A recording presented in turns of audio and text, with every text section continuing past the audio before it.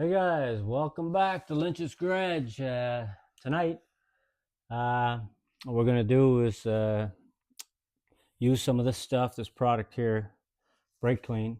Try to clean uh, the caliper, the mounting bracket, the face of this rotor before we remove them as best we can. This is what I plan on doing. If I can't get the factory paint on this caliper to come up nice, or the bracket, and or the hub here, the hub, you see this part here, even when the wheel's on, you see this perimeter here. If I can't get that clean to the factory color, I have some special high heat caliper paint that's designed to go on this aluminum type texture paint. I used this on the Bullet probably 10 years ago. I redid the rotors, and I redid not the calipers because they're painted green, like Highland green, like the car, but I did the rotor facing right here, and it just brought it up really nice, and it's been good ever since. It's been 10 years. It hasn't rusted or anything like that. So let's just. I did get the fans back in there off camera. Got that. They cleaned up really well with the WD-40. It just worked just mint. They took all the undercoating off, and I cleaned up the housing too, and then I put it just installed it back, torqued the two top nuts to the spec. Recommend it.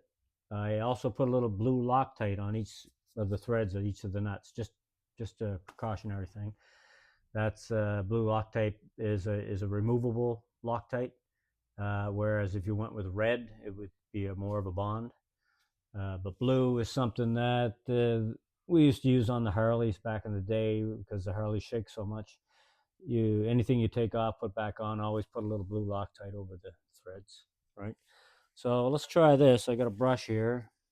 I got some Brakleen, like I said. I'm just gonna soak really good here. Just see what happens. I don't know if it's gonna come up. I hope it comes up because I'd rather not paint it, because I'd rather go with the factory color. Factory color here is a silver, very close to what I bought, caliper paint. And I'm not concerned. I know that this spray stuff here, you don't want to get that on the paint either. But the boots, they say don't get that stuff on the boots. But I have over here, I have new boots. I have new caliper mounting bracket bolts. These bolts, quite heavy duty, mount the bracket that the caliper rides in. They're called torque to yield. So when you remove the original ones, they recommend not reusing those again because they stretch. So I don't know how that bolt stretches, but anyway, they recommend putting brand new ones in because I guess the spec says 44 pounds torque, and then you turn it another 90 degrees. That's the operation on that. But this stuff is cleaning up pretty good. All that grease and dirt and grimes coming off here. As you can see, the caliper is looking pretty darn good. But we'll just do this for a little bit. I can always clean more later, but I'm getting like, you're not going to see the front face of this rotor, but you do see the edge of it if you look through your wheel and look back into the car. You will see it. And this one is got some surface rust on it. Yeah, now that I've removed the grease, I do see surface rust. So I probably will end up painting just this rotor, and I'll probably get away with leaving this once it's cleaned the way it is, because it looks like it's cleaning up pretty good. Like all this stuff's coming off it, which is amazing. But that's what brake clean's designed to do. Remove all that nasty old brake dust and whatnot. Yeah. What I'll do too, I will remove all the grease from this back plate. Once you get this off the mounting bracket and you pull the rotor off, then you can get at this vacuum plate and clean that up too. So that's what I'm going to do. So that's about all the cleaning I'm going to do on it right here, because it did clean up pretty good. Yeah, really good. I can see the silver. Silver's coming back. Look at that. There's a tag here. I won't keep that tag on there. It's falling off anyway. Just a factory decal tag, whatever. So there. That's looking pretty darn good. We'll clean it up a bit more after. But let's go ahead and do the first step. The first step would be to take the caliper unit off. So what you need there for that, that is a 14 mil right there. Hopefully I don't have to hold these nuts here, but we'll see what happens. No, I think I'm going to be lucky on that. Let's try on this one. Give it a quick, yeah, there we go. So there, I'll remove the top one, the top bolt that holds this caliper unit on. They're just small, they're just short, and I do have new ones of those. I'll have to match them up and make sure they're similar, same thread and all that. So that's the top one. So what I'll do is put this one to the front of the car, meaning that's the top. Just so I'll put them back in the same spot. You don't have to, but so let's take this one here off. Of course, I won't be using these anyways, but just for that I know that's where it came from. So I'll put this one back here. That's the old one that's back here. Now, to take this caliper off, you might need to use a slight prying action. Not much. Just a slight prying action here.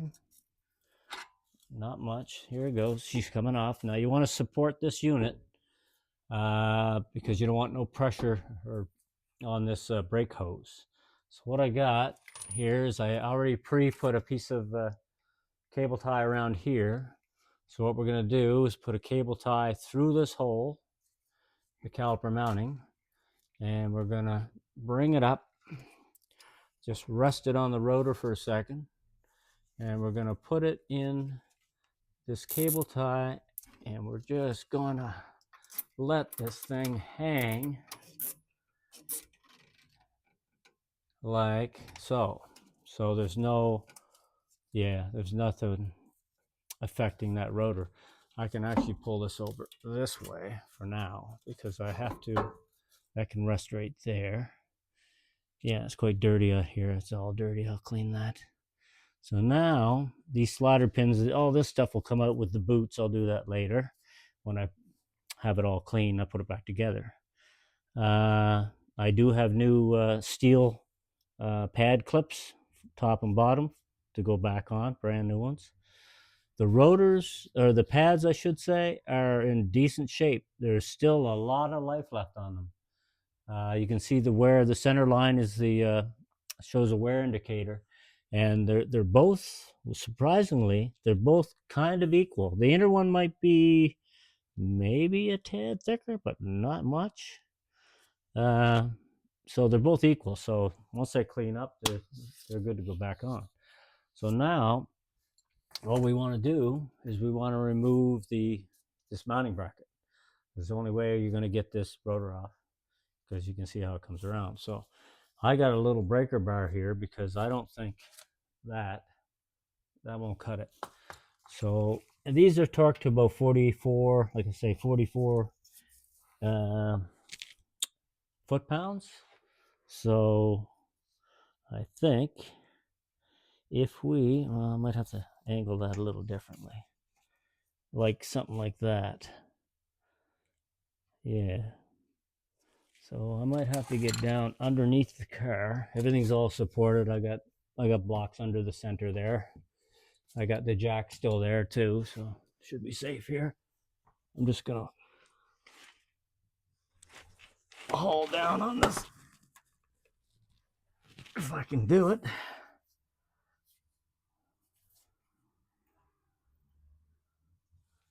I should be hauling down on it. I should be going up on it to loosen it. I was looking at it backwards.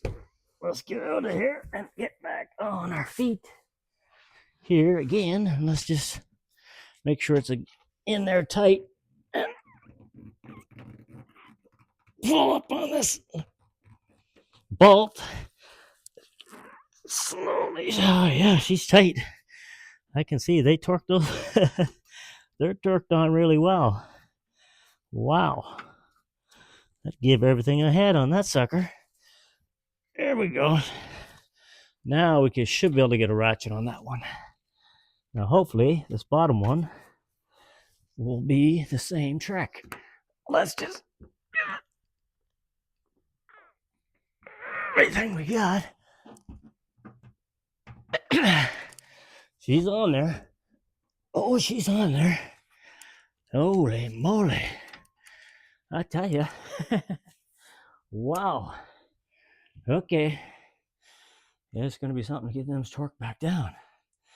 So, let's see. If I want to get that onto this size here, let's see, that one there.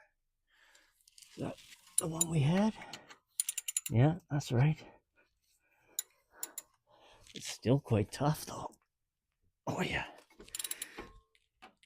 She's coming, but she's not easy.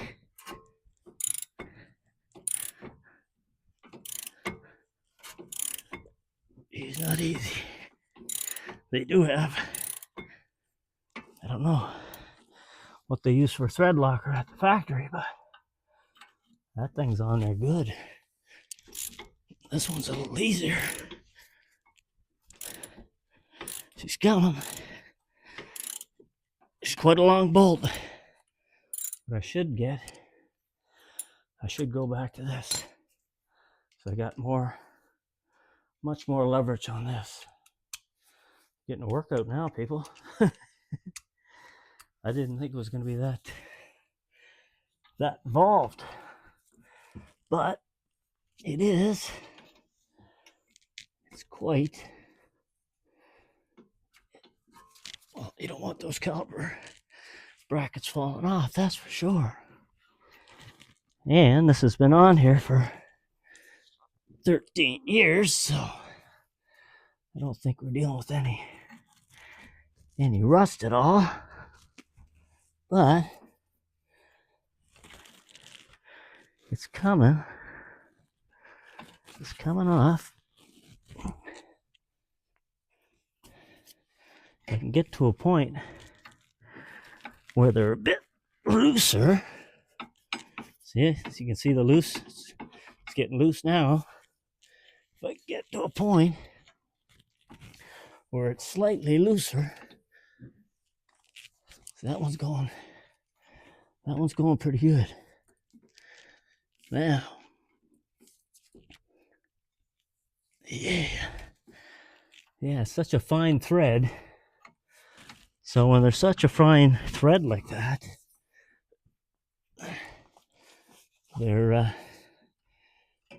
they hold really well in the threads. That's for sure. They hold really well.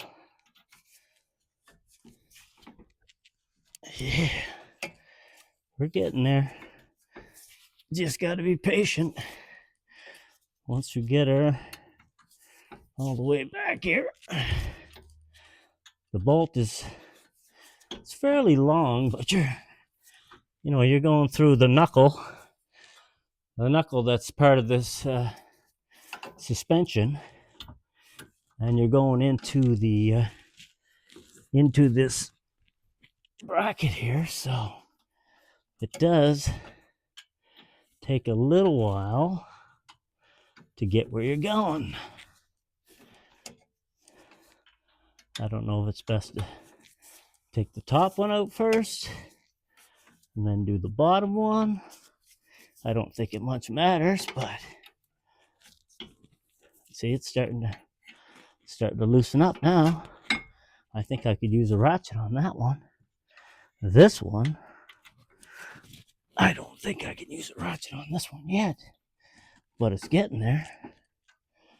It's getting there. Let's see. I thought these would pop off as easy as the first ones, but no, not going to be the case, right?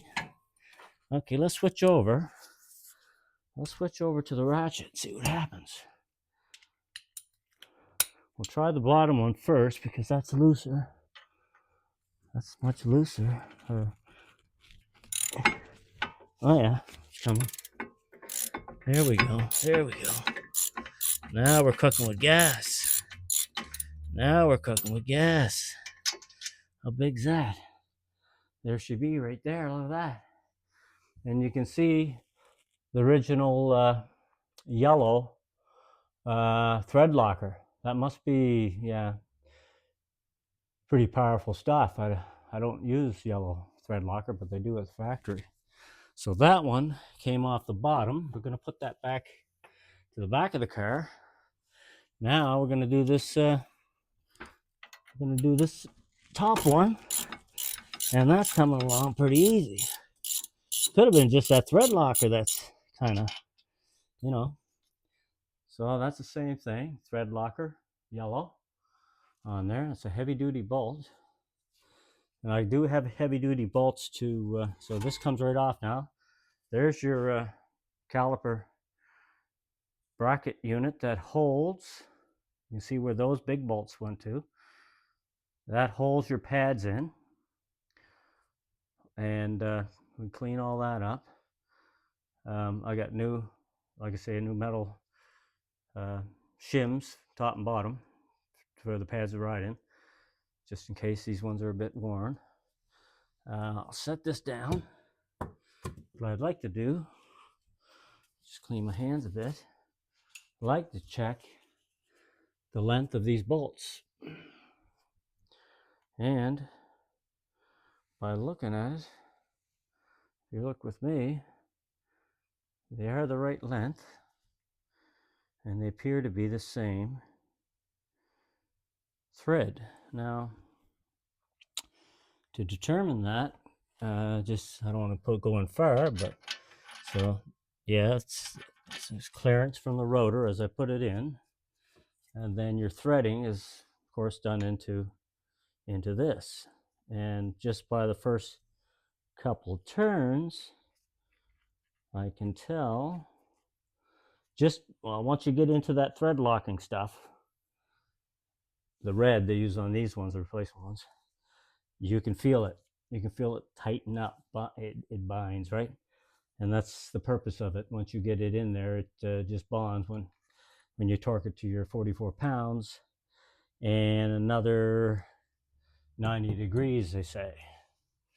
So I would say what they're saying is if you've got your wrench on there like this, you want to go another 90 degrees. So I'm not sure what that is in torque specs, but basically you're going to torque it with the torque wrench with this one right here. You're going to dial it into 44 foot-pounds, torque it to that till it clicks, and then you're going to put a standard one of these on, and then you're going to do that 90 degrees thing. So that's how that works. So that's good. And I also have some new caliper bolts, and if we were to look at that, we can see that the caliper bolts are also Just flip this around. They are also the same shank on them, and the threads start, yeah, right like that. So they're the same height. We can put them like this to check, and if the heads both each touch the shoulder of the bolt, there you know. So that's good. So they recommend, I don't know, new bolts, new sliders, and new boots, new rubber boots. I got the new rubber boots to go on. You grease all those up with the proper brake grease and all that stuff. So that'll be a job. Tomorrow, once I clean all this caliper up, and of course take this off, I'll show you how this comes off. This, you need a, what is it, Torx T30. You need a T30. And that's just a little one in here. They're not too bad. I tested the one on the other side just for the hell of it when I had the wheel off. I wanted to see how hard it was to get off, and it was not hard to get off at all.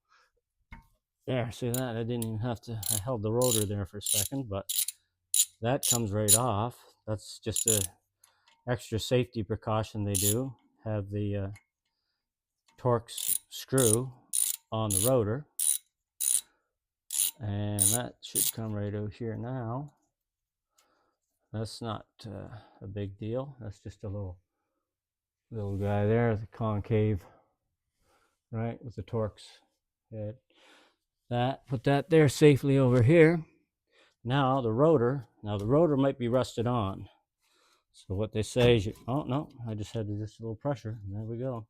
I don't want to take a hammer to it. If I was going to take anything to it, I'd probably just take a rubber mallet and just tap it, tap, tap, tap. I don't think I'd use steel. Anyway, so off she comes. And yeah, looks good in there. Yeah, everything looks all right. Let's have a look at the facing of the, yeah, there's a bit of grease on there, but that's okay. You want a bit of grease on there. So this unit doesn't bond there. If you ever have to take it off, you don't want it to stick in, so you can put a little bit of anti-seize. That's what I used to use, anti-seize on the facing of that. It's like a coppery grease. It's it helps so it doesn't seize up. So that's looking pretty good. And the rotor, I tell you, the rotor is thick. If anything, I guess, you see that, the inside thickness might be a little less than the outside thickness, but that's normal for wear. But there's no real, if there is, there's not much of a lip. That's how the pads ride, right? And they press here, but normally you'd have a big lip here, like, because as the rotor wears down, you're going to get more of a lip here. But this here has really minimal lip. I mean, this car, obviously, it didn't get a whole lot of city driving. This thing must have been on the highway most of the time, I would suspect. That's what it appears to be anyway. So let's just lay this down over here. And so you can, when you got it off like this, you can kind of just check your bearings here, your bearing unit, that everything rides on. Everything looks really solid on this car. There's no play in that bearing at all. She rides nice and smooth, no noises at all. Yeah, and all the trailing, all your arms here connecting are all fine.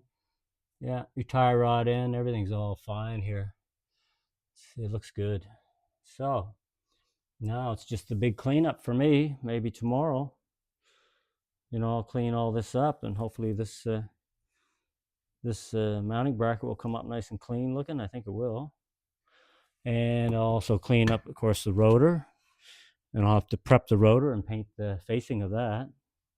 And the caliper, right here, that'll clean up. I'll probably put a bag. I'm gonna clean this up too, all the grease off this. I'll probably put a bag over this, and then start spraying all this caliper really good. Now that we got that off, we can bring this back. We got it hanging securely with 2 cable ties here. We can let that hang all day long and it won't affect anything.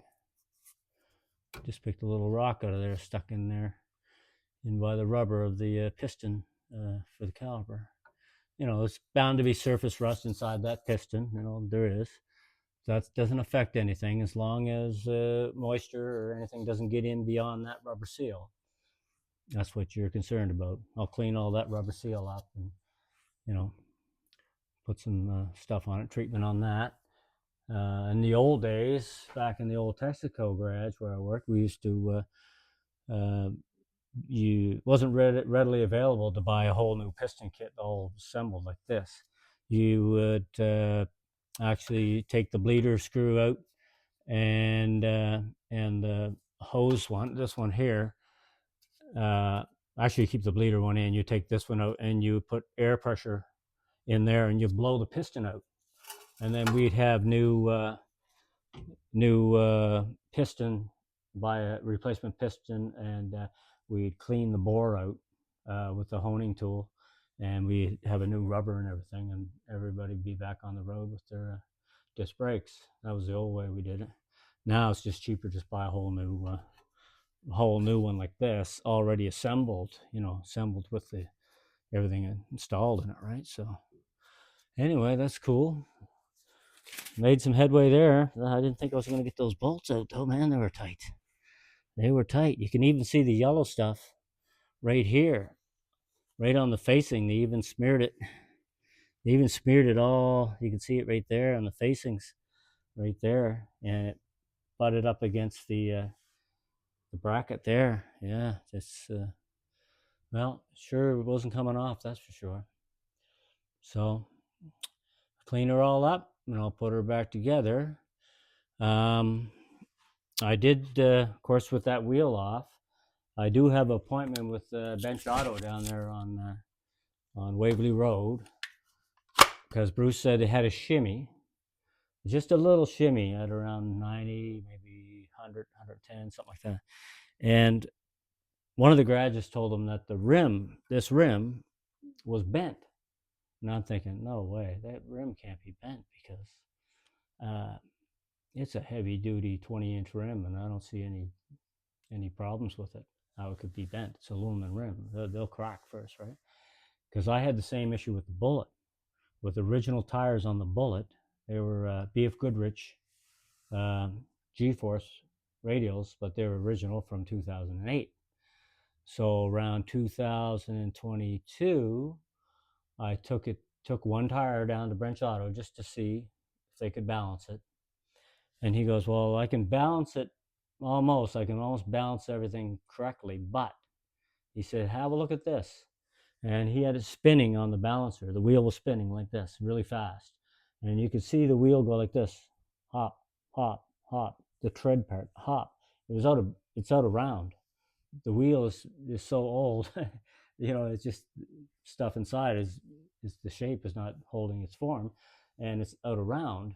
And I believe, unfortunately, when Bruce bought these General G-Max tires, this particular tire must have been a defect right from the factory, I think. But we'll find out. We'll find out next Tuesday when I take it in the afternoon, 1 o'clock, and they put it on the machine. They're gonna tell me what the story is on that. I'm hoping it's a tire, because I'd rather go $300 tire than a $1,200 rim for one of these. You know what I mean? So, like I say, guys,